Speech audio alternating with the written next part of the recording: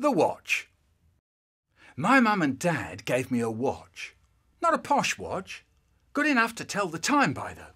And it went well enough until one day at a camp we were playing Smugglers and Customs over the sand dunes.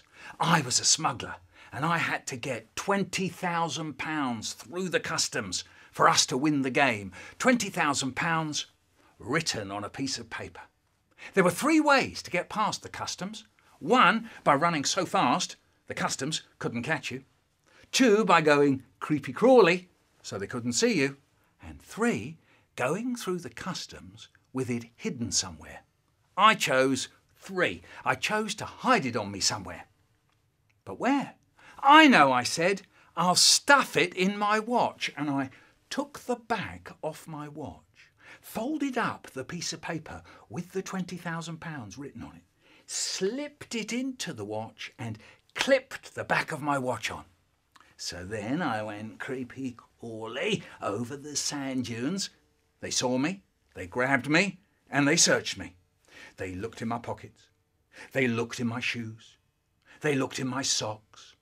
They looked in my jumper, down my jumper, down my shirt, in my armpits. They even looked under my watch, but they never thought to look in my watch, did they? So they let me go. And when I got to the other end, where the other smugglers were, I said, "Hooray! I got through!"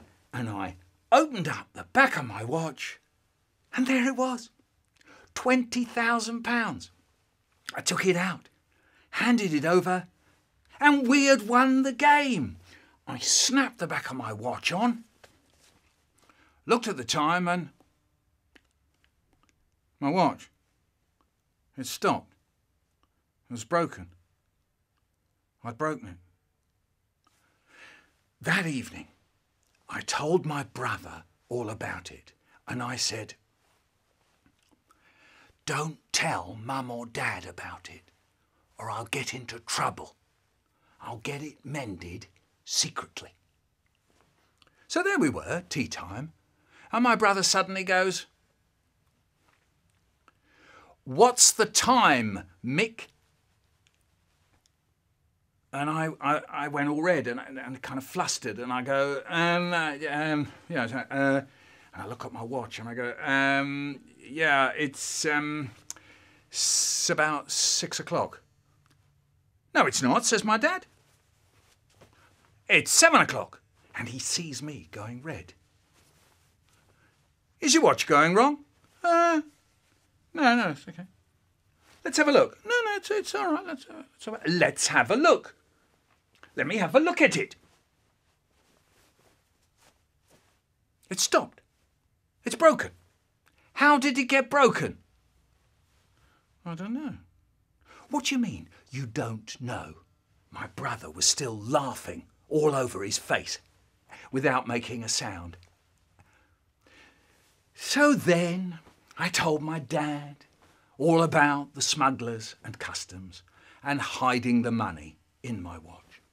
He was furious. "We gave you the watch so you could tell the time, not for you to use as part of a secret agent smuggling outfit. Well, don't expect us to buy you presents like that again." I was so angry with my brother for getting me into trouble. Inside, I was bubbling. So as soon as tea was over, I went down to our backyard where there was an old cherry tree, and I broke a twig off it. And it was all prickly and flaky and covered in a kind of grey, slimy muck. So then I took this twig back upstairs into our bedroom, and I'll tell you what I did with it. I shoved it into his bed. And as I shoved it into his bed, I thought, this'll pay him back, this'll pay him back, this'll pay him back. He's going to get into bed tonight after I'm asleep, and his feet are going to get all prickled up and covered in grey, mucky, slimy stuff. Well, later that evening, I was doing some homework, and I had some really hard sums to do. I couldn't do them. I was stuck. And my brother, he sees me scribbling out all these numbers, and the page is a mess. So my brother, he says, "What's up?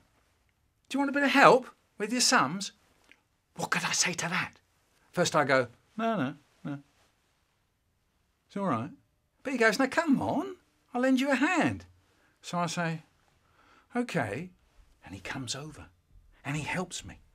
He's sitting there right next to me, my enemy, showing me how to do my sums. And then he said, "Now you try." And then I could do them. So there I was, friends with him, grateful. I'm saying, thanks for helping me. But in the back of my mind, I know something. The twig was still in the bed. I didn't know what to say. All I could see was the twig sitting in his bed, just where his feet would get it. Even if I went and got it out, there'd still be a heap of dirty prickly bits left in his bed after he showed me how to get all the sums right. So I go, "Look, when you go to bed tonight, there'll be a twig in your bed." So he goes, "A twig in my bed? A twig in my bed? How did it get there then?" So I say,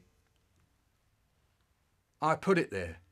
And my mum and dad heard that. So my dad goes, "You put a twig in his bed? Did I hear that right? You put a twig in his bed?" Might I ask, why did you put a twig in his bed? And I just couldn't say. I just sat there like a lemon. I couldn't say it was to pay him back for telling on me about the watch, because they wouldn't think there was anything wrong with him doing that.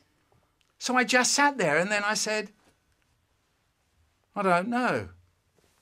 What a stupid thing to say. And my dad goes, "You don't know why you put a twig in his bed? You don't know why?" The boy's going mad. First thing he does is smash up his watch. And the next thing, he's going round stuffing twigs in people's beds. He's going stark, staring mad, I tell you. I didn't think I was going mad. And I don't think my brother did. I bet he knew why I put a twig in his bed.